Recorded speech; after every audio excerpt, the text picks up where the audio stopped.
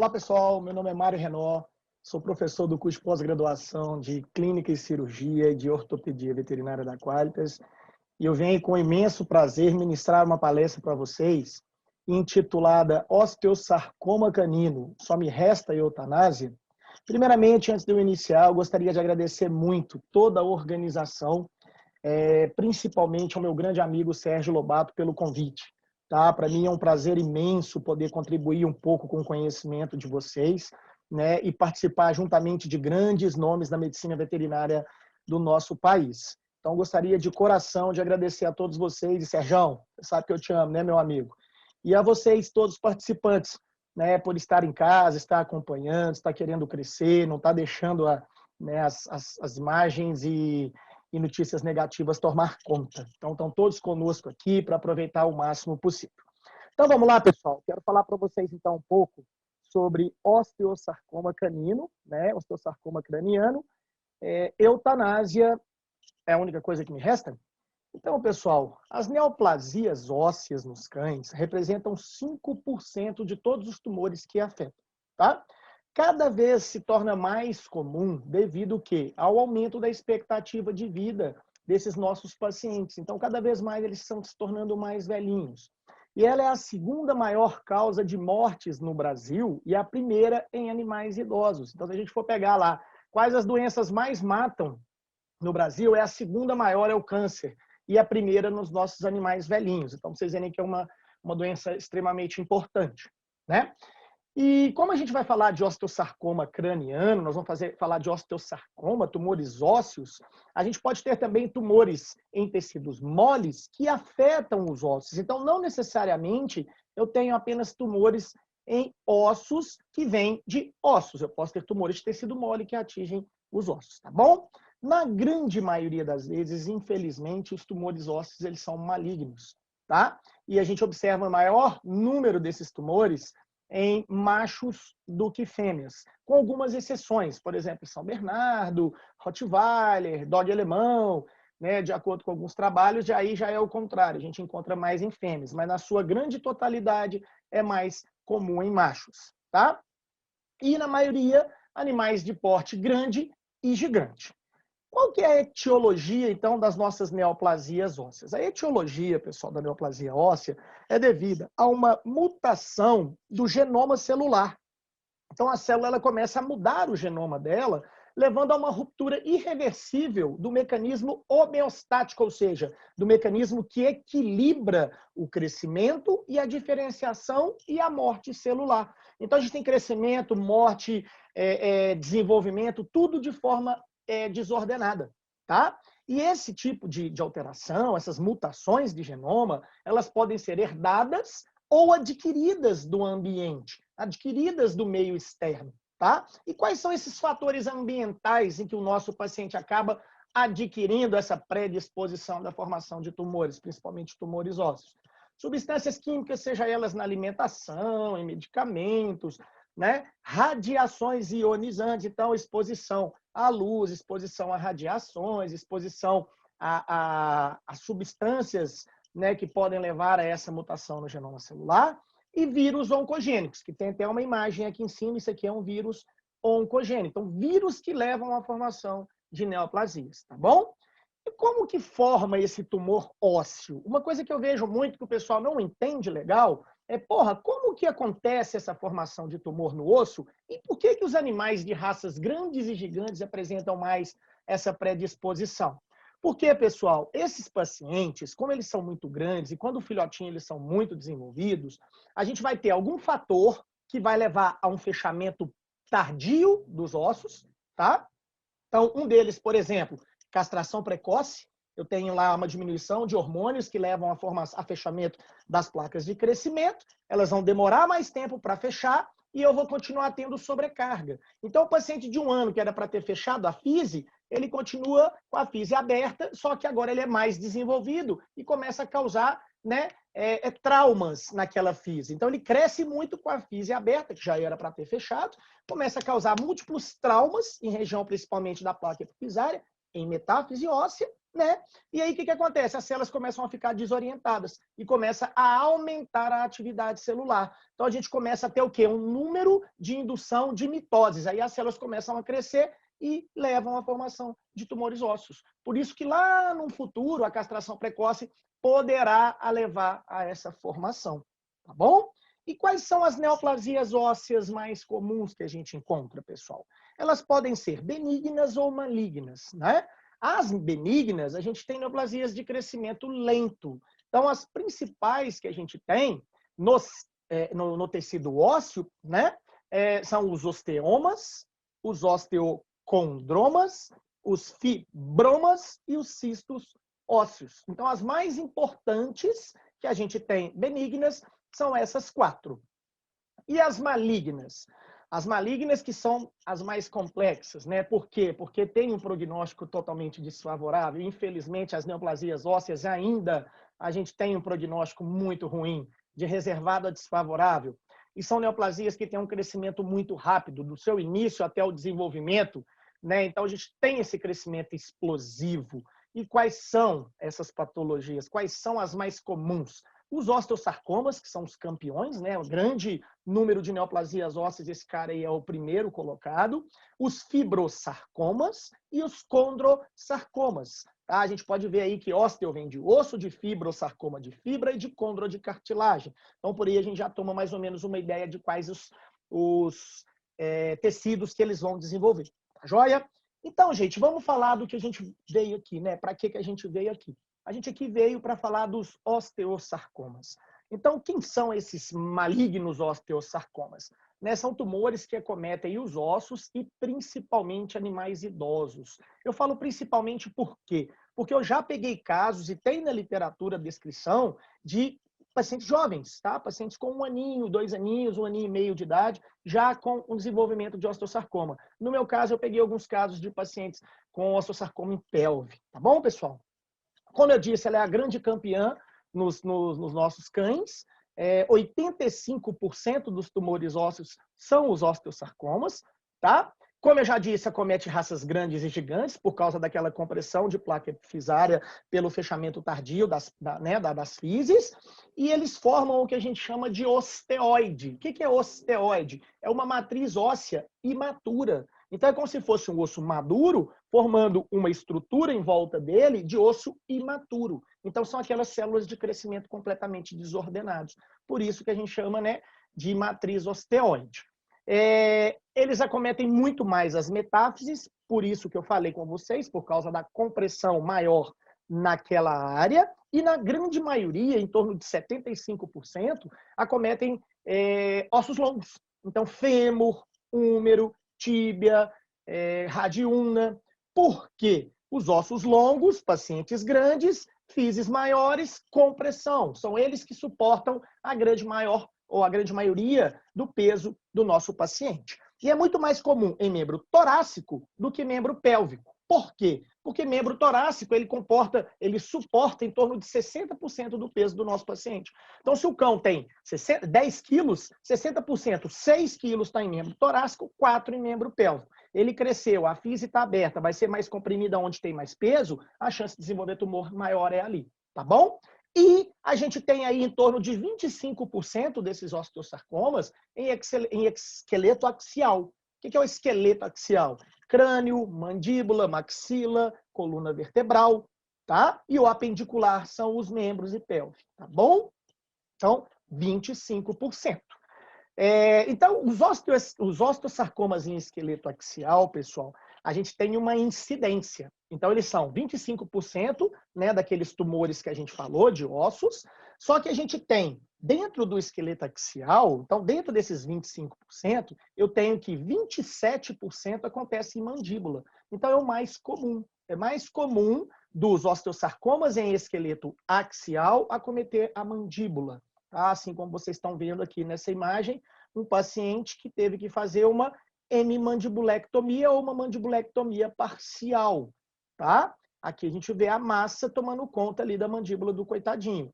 Ou a gente tem 22% em maxila. Inicia-se com estruturas pequenas que vão desenvolvendo ali em grande velocidade e acabam tomando a região de maxilar, 22%. Em torno de 15% na coluna vertebral. Então, se a gente olhar aqui, a gente tem uma tomografia onde tem uma vértebra, vocês observem, e vê que aqui falta uma parte dessa vértebra. Tem uma área de lise acentuada. Então, essa lise nada mais é do que uma destruição celular. Feita a biópsia, nós temos aí o diagnóstico de osteosarcoma. 9% em cavidade nasal. Então, tá um cão aqui que apresentava uma massa em sua cavidade nasal, com epistaxe, dor, sangramento, e a tomografia me revelando que tinha ali um osteosarcoma. 6% em pelve.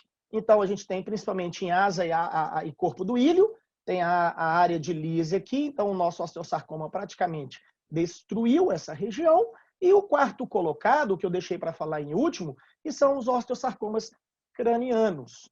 Bom, então, em torno de 14%. É o terceiro colocado no esqueleto apendicular. Aqui você vê um paciente com uma estrutura horrorosa, né? Um crescimento muito rápido.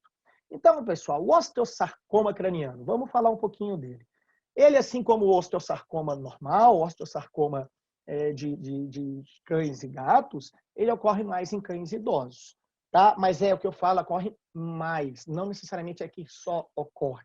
Bom, e a literatura, assim como os osteosarcomas de ossos longos acometem mais animais de porte gigante, a gente tem aqui os cães de pequeno porte e médio porte, tá? De acordo com o Newell de 2006. Então, você vê que já muda um pouquinho a figura aí do nosso problema, tá? E dependendo do grau, ele pode causar compressão de estruturas importantes. Então, por exemplo, a gente está falando de crânio, imagina que um osteosarcoma nessa região de seio frontal, ele está comprimindo região de encéfalo, pode comprimir bulbo, pode comprimir várias regiões, e dependendo dessas regiões, globo ocular. Então, dependendo dessas regiões, a gente tem aí um paciente com pequenas chances de viver. Tá joia? O prognóstico é muito desfavorável, é bem desfavorável, devido à estrutura nobre que ele desenvolveu, que ele está comprimindo, né? E tem uma alta taxa de metástase pulmonar. Então, lembre-se, sempre que nós formos conversar sobre osteosarcomas, sejam eles de apendicular ou de axial, existem metástase pulmonar. Menos em esqueleto axial, então a chance é um pouco menor, são um pouco menos metastáticos, mas a gente tem que ficar de olho assim mesmo, tá bom? A classificação dele é feita de acordo com o tipo de células, a quantidade de matriz e a caracterização dessas células. Então, a grande maioria dos osteosarcomas cranianos são osteosarcomas osteoblásticos, com formação de osso, 70% em média. A gente tem os osteosarcomas cranianos fibroblásticos, condroblásticos e pobremente diferenciado. Então, a gente tem essa classificação geral, tá? E o diagnóstico? Como é que ele é feito? O diagnóstico, ele é difícil, o diagnóstico precoce. Normalmente, quando a gente já pega, já tá igual aquele cãozinho que vocês viram, né, com aquela cabeçorra lá. Então, já dificulta bem a nossa vida, porque o meu tumor, ele já está evoluído demais. Então, o precoce é muito, muito difícil. É mais fácil tardiamente pelos sinais clínicos e anamnese, de acordo com o que o proprietário vai falar para a gente. Né? Então, o proprietário vai falar, o Mário, ele apresentou um nódulozinho na cabeça, cresceu muito rápido, desenvolveu muito rápido, ele começou a ficar meio estranho, está com a cabeça pesada, virou uma bolota, tá? E na hora que a gente vai palpar, a gente vai sentir aquela estrutura elevada ali na região do crânio do nosso paciente. Outra forma de nós diagnosticarmos é através do raio-x.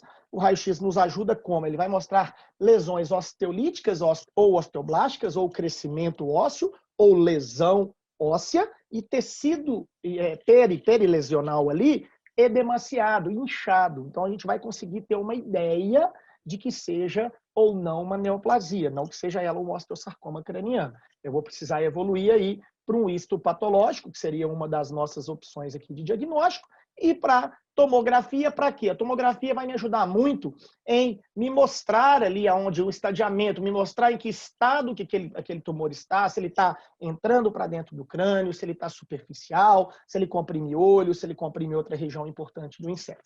Joia? E o tratamento? Como é que a gente faz o tratamento do osteosarcoma craniano? O tratamento cirúrgico, pessoal, é o primeiro mais indicado. Porém, como eu falei para vocês, a gente já pega ele no estágio avançado. Então é difícil, porque às vezes você chega aquela cabecinha com um tumor gigante naquela cabeça. Então, devido à localização e à complicação daquela área, torna-se muito difícil a gente conseguir tirar e tirar com margem cirúrgica. Tá? Eu não falo imagem de segurança, porque a gente não pode falar nisso, a gente não tem um patologista, né, para me dar uma margem histopatológica ali, na verdade. Então, eu tenho uma margem cirúrgica, ou seja, tirar o máximo que eu conseguir, tentando não deixar a área comprometida. É bem difícil. Por quê? Porque é um tumor que cresce muito rápido e acaba comendo toda aquela região que está ali. Tá? Então, como que é feito o tratamento? Tentar fazer cirúrgico. Não consegue tentar dar uma qualidade de vida fazendo o quê? Um controle daquela massa. Tá? Então, eu vejo muito aí a utilização de radioterapia. Tem ajudado bastante a uma diminuição. Então, cirurgicamente, eu não consigo tirar margens cirúrgicas, eu associo com a radioterapia ou com a quimioterapia também. Então, esse é o tratamento que a gente tem, tá bom? Aí eu peguei um trabalho aqui que mostra pra gente de um osteosarcoma craniano em cão, onde o tutor relata que vários tutores descrevem que, segundo esses autores, a maioria dos animais com osteosarcoma de esqueleto axial, 79%, morrem ou são eutanasiados por problemas associados ao tumor primário. Então, ou ele não aguenta e acaba morrendo, ou o proprietário já opta pela eutanásia, ele não tem mais o que fazer. Né? Então, na verdade, as altas taxas de recidiva, então, o tumor que volta muito comumente, dificulta muito o tratamento desse paciente. E por que tem alta taxa recidiva? Porque a gente tem dificuldade em obter margens cirúrgicas. Tá? Então, a reconstrução, a reconstituição daquela estrutura, como que eu tiro a cabeça inteira do paciente e reconstruo? Então, não tem jeito. E na grande maioria das vezes, a cirurgia ela vai ser radical. Então, esses autores falam, a grande maioria, 79%, vem a óbito ou são eutanasiados. Então, eu deixei eles aqui para vocês. Tá? Então, é um paper que fala disso, ele cita nesse trabalho aqui, e a gente tem os autores que descreveram isso. Bom? Então, quando você vê aquele número, a gente assusta. 80% de eutanásia, putz, eu vou matar 79%, a cada 10 cães eu vou matar 8. Será que eu faço? Então, será que eu tenho que seguir como se fosse ali uma regra? Ah, vamos matar o cão porque a literatura fala que 80%. Espera aí, né, pessoal? Espera aí, porque depois a gente vai sentir aquele fracasso. E aí você realmente fracassou porque você fez a eutanásia? Às vezes não. Às vezes você simplesmente desistiu daquele caso. E é aí que eu quero começar a conversar com vocês, que não vale a pena a gente seguir uma linha de raciocínio se a gente não tiver a nossa própria linha de raciocínio e se a gente não tem apoio de onde a gente vem procurando. Então, calma. Como o professor da ONCO fala, né, professor Cadu, nem sempre a mutilação vai ser o melhor passo, mas nem sempre a eutanásia também vai ser o melhor. Com quem que eu tenho que trabalhar? Com o bom senso e com a minha humildade. Eu consigo? Será que vale a pena? Será que o tutor terá condições de cuidar daquele paciente? Será que aquele paciente vai viver feliz ou não? Então, o bom senso, para mim, vai ser o que vai mandar mais. Tá? Eu trago um caso clínico, então, para vocês, para a gente exemplificar esses osteosarcomas, né, cranianos, de um paciente meu, é um maltês, macho, de 8 anos, o nome dele era Toy. Ele começou com um nódulo na cabeça, de acordo com a tutora. Então, ela falou que ele começou com um nódulozinho do tamanho de uma azeitoninha, que aquilo estava incomodando, que ela passava a mão, e a ele não causava nenhum tipo de problema. Mas para ela, estava causando um incômodo. Então, o que ela fez? Ela levou num veterinário, esse veterinário, de forma corretíssima, fez uma citologia daquele nódulo e identificou nesse resultado um processo inflamatório. Entrou com tratamento com anti-inflamatório, não esteroidal, por 7 dias, e não teve sucesso. De acordo com ela, ele usou mais 7 dias e continuou sem sucesso. Encaminhou esse paciente para um segundo serviço. Num segundo serviço, o colega achou que aquela cito provavelmente não tinha sido bem executada e fez uma nova cito. Essa nova cito deu o quê? Processo inflamatório. E aí falou, putz, então realmente é um processo inflamatório. Aí que a gente já tem que começar a tomar cuidado. Opa, será uma bola daquele jeito? Tudo bem, vamos acreditar. Mas vamos fazer um raio-x também para a gente ver o que está acontecendo? E nesse raio-x, pessoal, qual que é a mania do médico veterinário? Que eu peço a vocês, pelo amor de Deus, vamos mudar isso. É ler laudo. Então, chegou para ele aquele raio-x, ele leu no laudo. O laudo estava escrito aumento de tecidos moles. Somente isso. Então, se você olhar, realmente tem um aumento de tecidos moles aqui bem considerável. Mas somente isso. Como é que está focinho? A gente tem mania de olhar só a área que tem a azeitona. Então, como é que está o focinho? Como é que está dente? Como é que está a boca? Seio nasal, né? Como é que está aqui calota craniana, cervical, traqueia? Olhe esse raio-x no seu conteúdo total. Procure alguma coisa diferente. E no laudo veio apenas aumento de tecido mole. Calma, avalie você. Então, nem pegue o laudo, já leia a imagem. Depois que você tirar todas as suas conclusões, você vai pegar o laudo para ler. Tá bom? Então, após 14 dias, ela saiu desse segundo veterinário. Não, ela terminou o tratamento desse segundo veterinário, e nesse caso foi usado 14 dias de corticoide, um anti-inflamatório esteroidal, né? E a massa, em vez de diminuir, ela triplicou de tamanho. E aí, quando chegou para o veterinário, que pediu um tratamento um pouco mais longo e pediu um retorno um pouco mais longo, ele se assustou quando ele viu. Então, se você observar, ó, chegou esse carinha com essa cabeça desse tamanho. E aí já deixa a gente meio que apavorado mesmo, né? Ainda mais que ele tinha o quê? Uma compressão do globo ocular. Se vocês olharem aqui, ó, o globo ocular dele tá saindo, tá evertendo, tá? Então ele ficou meio que assustado e sugeriu eutanásia para a tutora. E a tutora falou: não, eu não vou eutanasiar. Procurou um outro serviço, ou seja, um terceiro serviço, e nesse serviço o cara nem outra citologia, nada, já avaliou e falou: ó, ele mais ou menos sem ter nenhum tipo de reação, eu quero sugerir para a senhora a eutanásia. Ela, mais uma vez, coitadinha, resolveu procurar um quarto e aí acabou caindo em mim. E aí, quando caiu em mim, pessoal, eu falo do fundo do meu coração, na hora que ela entrou com esse cachorrinho meio que desfalecido no colo, com essa cabeça desse tamanho, foi a primeira coisa que veio na minha cabeça: eutanásia. Na hora, primeira. Aí, beleza, aí eu fui conversar, fui puxar todo esse histórico, fui pegar os exames, fui olhar o raio-x, e ele lá no colinho dela. E eu falei: cara, esse caso é complicado. E aí, olhe para vocês verem a massa, como é que estava pronunciada. E aqui eu tenho, ó, o globo ocular sendo expulso, né? Então eu tinha um paciente que tinha mucosas normocromo, tinha temperatura 38 dentro da normalidade, uma frequência cardíaca de 82, excelente, muito prostrado, com uma dificuldade para locomover-se, ou seja, estava na cabeça, né? E essa pressão exagerada aí no globo ocular, aqui, ó. Então ele praticamente não conseguia abrir esse olho, tá bom? Quando ela me entregou esse raio-x, eu falei: deixa eu dar uma olhada. E aí eu pedi o raio-x. E aí, pessoal, na hora que eu fui avaliar, eu falei: gente, não é só aumento de tecido mole. Não mesmo. Tem alguma coisa aqui. Então, se vocês olharem na minha seta, tem uma área de lise circular. E, cara, porra, não tá difícil de ver, né? Então, será que esse laudo foi feito meio correndo? Será que realmente o colega não viu? E aí fica gerando tanto de dúvida na cabeça da gente.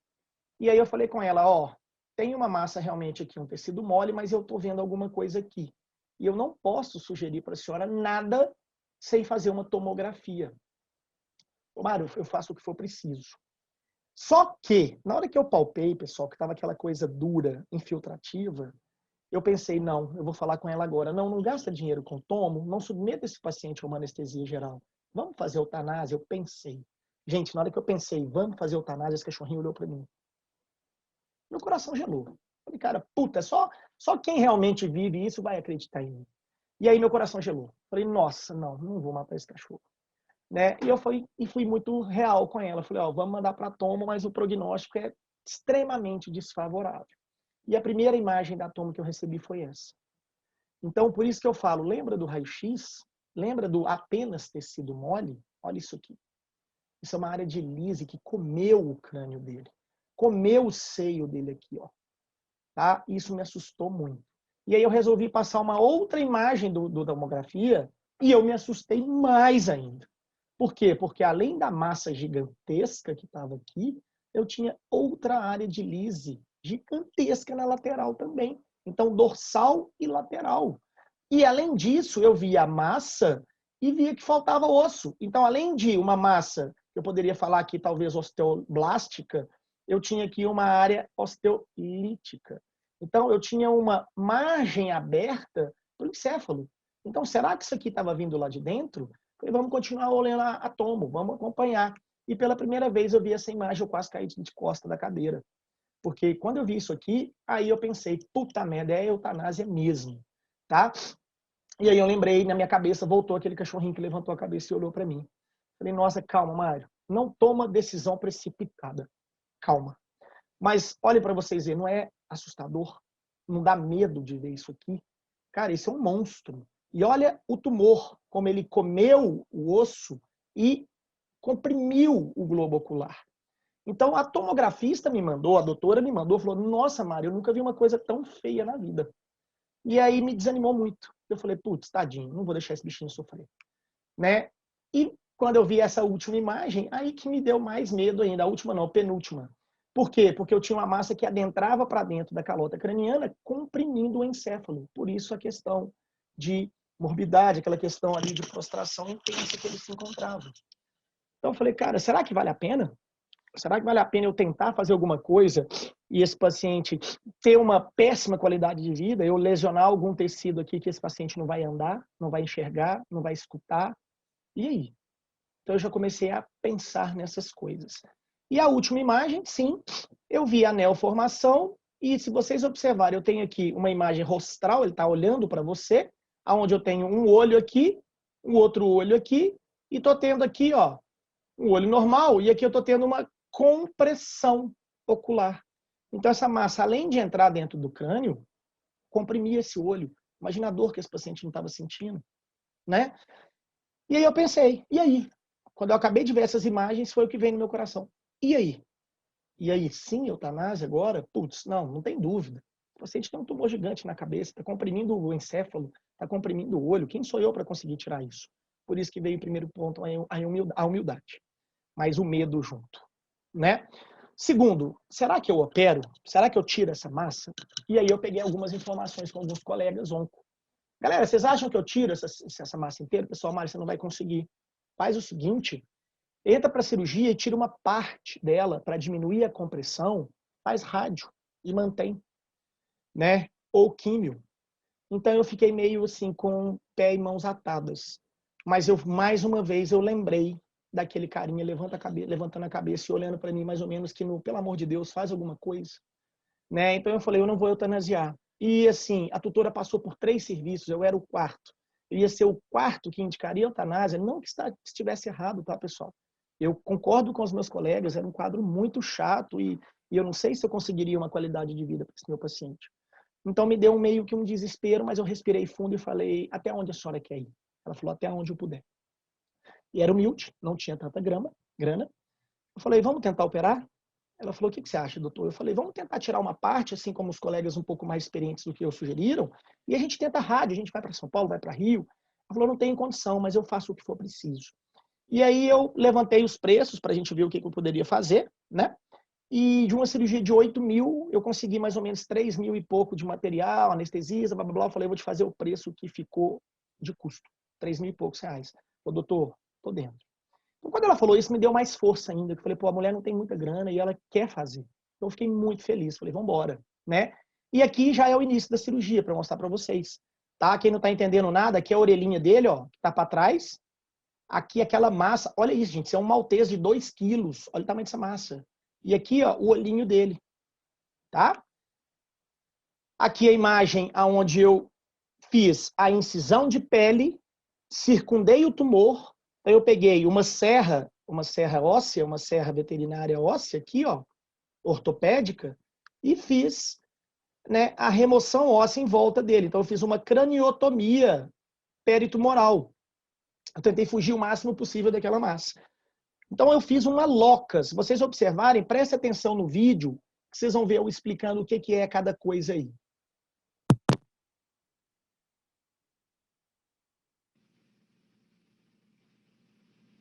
Meninge, globo ocular, massa, contato da massa.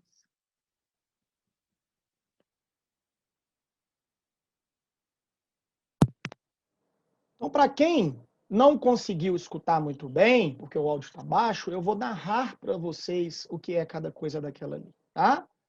Então, ó, aqui eu tenho a meninge. Eu tirei o osso todo do crânio aqui, ó.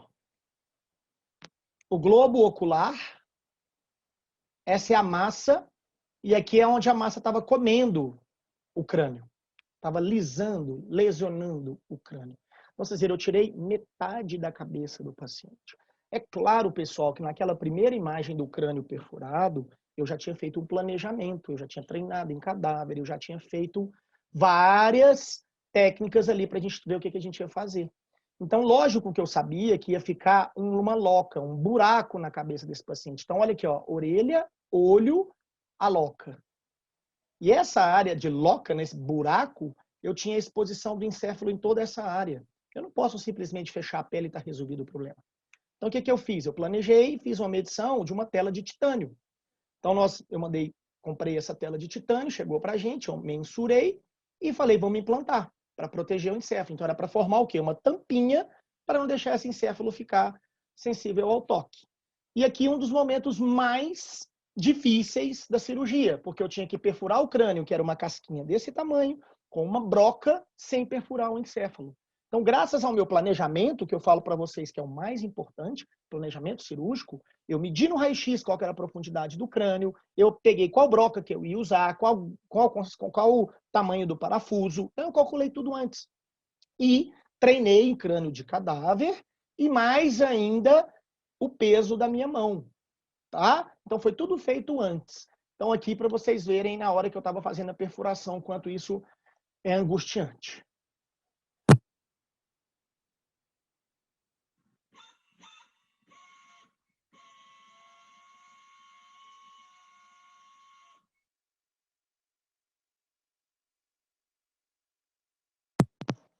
Então olha só, né? A gente perfurando o crânio com uma broca, assim, tendo um risco de eu perfurar o encéfalo desse paciente e ele virar óbito, né?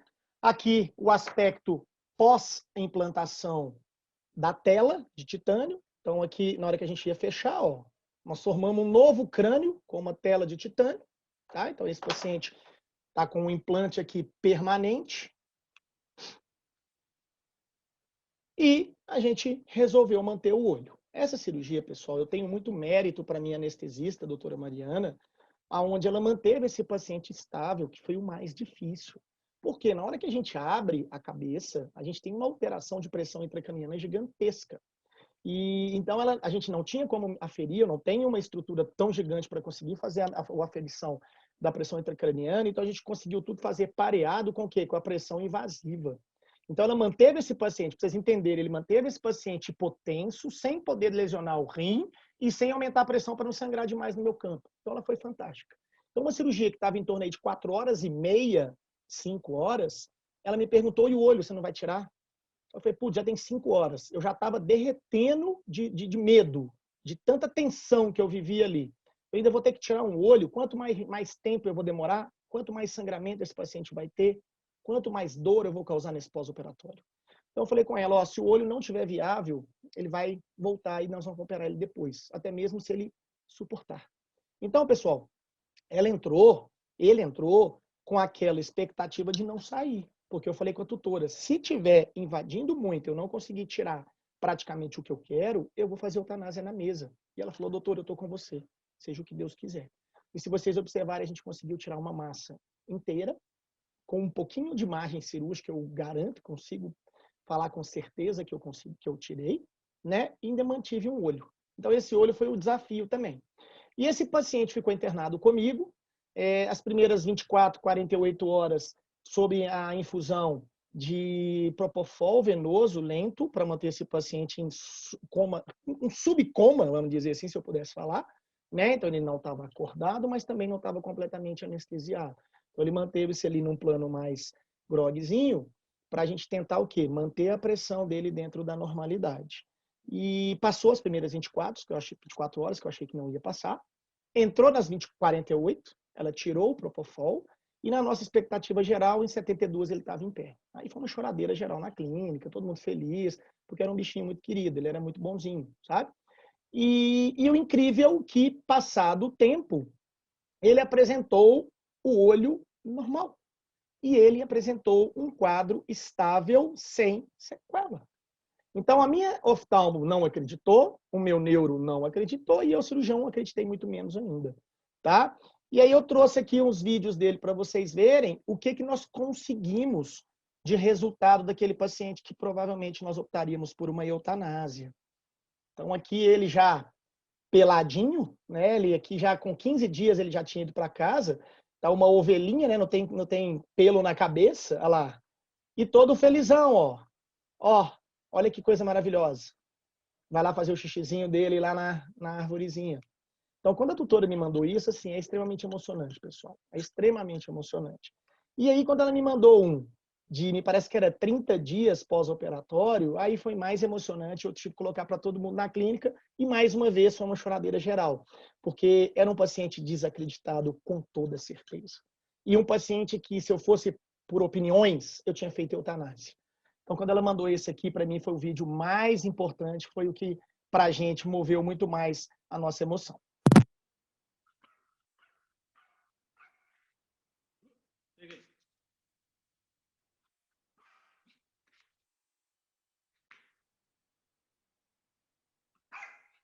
Peguei.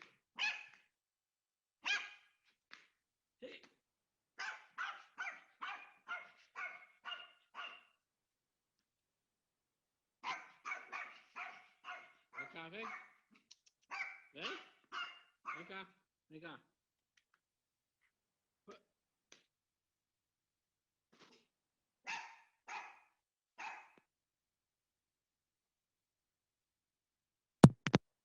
Então, se vocês observarem, né, onde ficou sequela? Ele brincava, ele pulava, ele induzia o dono, e aí? Né? E quando ele pula naquele sofá, ele ainda me mostra, putz, eu não fiquei com sequela. E o olhinho tá lá, ó, enxergando, um pouquinho diminuído, mas enxergando, com garantia do oftalmo. E se vocês observarem um pouquinho, olha esse sofá. Então, você vê que a tutora realmente era pobrezinha. E ela conseguiu arcar direitinho, foi até o final. Então, a garra dela foi extremamente importante para a gente, né? Então, o que ficou de conclusão, pessoal? Foi um dos poucos casos que eu tive que parar e raciocinar comigo mesmo.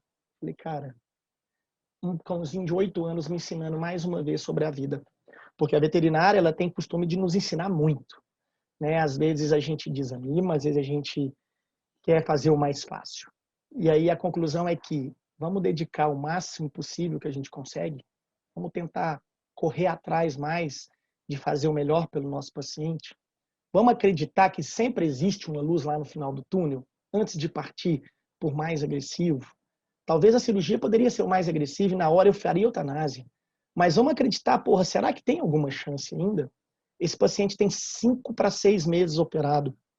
A literatura fala que a recidiva é em torno de 5 meses, ele não tem nada até hoje. E a gente está fazendo estadiamento, fazendo tudo. Raio-x de tórax, vamos fazer a toma agora para ver. Então, vocês veem que a gente acreditou, né? E igual a doutora falou, Mário, se ele viver mais 5 meses igual a literatura fala, para mim já é um ganho gigantesco, eu já estou feliz. Porque a minha consciência está limpa, que eu fiz tudo, ele lutou pra caramba e ele está aproveitando cada segundo da vida dele, né? Vamos ter prudência, vamos fazer o que a gente realmente tem certeza que a gente vai conseguir fazer, né? Bom senso, então, putz, será que eu consigo? Será que eu mando para um colega que sabe um pouquinho mais? Será que eu vou ter destreza? É também não colocar em risco a vidinha, vai porque vai matar, eu vou... Não vou tentar porque ele vai morrer. Eu tenho que tentar pelo melhor que eu possa fazer por ele, tá? E antes é o quê? Examinar o paciente. Não fica preso a laudos. Então, vocês viram que 2 laudos, 2 citologias, inflamação e um raio-x, edema de tecido mole, acabou avacalhando um pouquinho o meio de campo aí. Né? Então, se a gente não ficar tão preso em laudo, a gente aprender realmente a ler imagem, a interpretar sinais clínicos, nós vamos ser mais felizes. Então, deixa para o laudo te ajudar. Teme com ele. Se não bater com o que você esconde, você olhou e falou, não, mas não está com o que eu pensei que era. Continua procurando, continua correndo atrás, deixa o tutor bem informado, deixa o tutor bem guarnecido, né? De quê? De segurança. Porque se eu garanto para ele que é uma inflamação, ele vai acreditar em mim. Se eu tento suspeitar inicialmente de um tumor, ele vai acreditar em mim. E se ele quer realmente a vida desse bichinho, igual essa tutora foi brilhante, foi amável até o final, a gente vai conseguir junto com eles. Então a gente é uma equipe, né? A gente é um conjunto de pessoas trabalhando pelo bem. Bom, então acredite sempre. Eu acho que a gente tem que insistir, persistir e não desistir. Então insista, persista e não desista. Somente se você tiver realmente em mãos, falar assim, porra, não tem jeito mesmo. Agora, tem 1%, vamos pegar naquele 1%, vamos correr atrás, tá bom? Então é o que eu quero deixar para vocês. Aí eu aproveito a oportunidade para agradecê-los, né? E para deixar a minha mensagem, que em tudo o que for fazer na vida, dedique-se por inteiro, dedique-se muito, doe-se por inteiro, tá? Envolva-se e seja envolvido. Empenhe-se em dar sempre o seu melhor, nunca menos do que isso. Não se subestime, não se inferiorize. Fale, eu posso, eu vou correr atrás, eu vou resolver. Sozinho? Não. Conte com as pessoas que você tenha confiança, que você tenha segurança, né? Envolva-se com os bons. Os ruins que te jogam para baixo, joga fora. Os que ficam, não, vai dar errado, não faça, joga fora. Envolva-se com pessoas que te jogam para cima, envolva-se com você mesmo. Acredite no seu potencial. Tá? Então eu estou aqui para poder mostrar para vocês um caso que eu optaria por eutanásia e ele acabou mudando toda a minha cabeça e hoje em dia eu quase não opto. Eu preciso ter certeza que seria feita realmente uma eutanásia. Bom, e queria convidá-los, né, de coração para poder participar de um curso que eu estou dando online, um curso de sucesso, tem 2 meses, já está bombando, já fechamos 3 turmas, já finalizamos 3 turmas, já estamos com mais 4 aí em seguida, né? Que é um curso de cirurgia de tecido mole que eu faço por via remota, online, ao vivo. Então, é um curso de cirurgia para iniciantes, para quem já opera e para avançado. O que separa esses 3 cursos, gente? Eu quero mostrar para vocês as cirurgias mais simples, né? Como que a gente deve fazer, como que a gente tem que se portar, quais são os instrumentos, quais são os tipos de sutura, quais são os fios que a gente usa. Então, é um geralzão mesmo de cirurgia, né, uma atualização boa de cirurgia. E para quem não opera, aí que eu quero mais ainda vocês no curso iniciante, porque foi dali que eu comecei. Eu peguei anotações minhas, eu peguei livros, eu peguei artigos e peguei cirurgias ao vivo, cirurgias reais, e fui passo a passo mostrando, galera, vocês vão fazer uma incisão na linha alba, que é isso aqui, aqui tem um músculo tal, aqui vocês vão encontrar tal coisa, e vou ensinando passo a passo. E você treinando no cadáver, treinando em casa, vocês vão conseguir entrar no nosso maravilhoso mundo da cirurgia veterinária. Tá? Então, através do meu Instagram, vocês têm informações do Mário Renal Ciruvete, vai ser um prazer tê-los comigo lá, e no meu WhatsApp, tá bom? Então, mais uma vez, eu gostaria de agradecê-los do fundo do meu coração por terem participado com a gente, parabenizar o pessoal do VetSign aí, parabenizar os organizadores e agradecer mais uma vez, é uma gratidão enorme por estar podendo aqui estar com esse grupo de pessoas tão, né, fantásticas, pessoas que quando eu estava lá embaixo, pequenininho, eu olhava e falava, eu me espelho nesse cara. Né, o Sérgio, eu sempre falo da nossa história, eu fui no primeira palestra minha no Rio, foi ver o Sérgio, então assim, o quanto o Sérgio está velho, putz, e foi um dos meus motivadores também, pensando na área de marketing, de gestão e de crescimento na profissão, porque a gente não é apenas um médico veterinário, né, a gente é um médico veterinário e a gente tem que honrar muito esse médico veterinário que a gente é. Bom, muito obrigado, tudo de bom, espero que, né, tenha elucidado um pouquinho das dúvidas e dado um pouquinho de ânimo para vocês e comprovado que tudo na vida é possível. Tá bom, pessoal? Um grande abraço, fiquem com Deus e até breve. Tchau, tchau.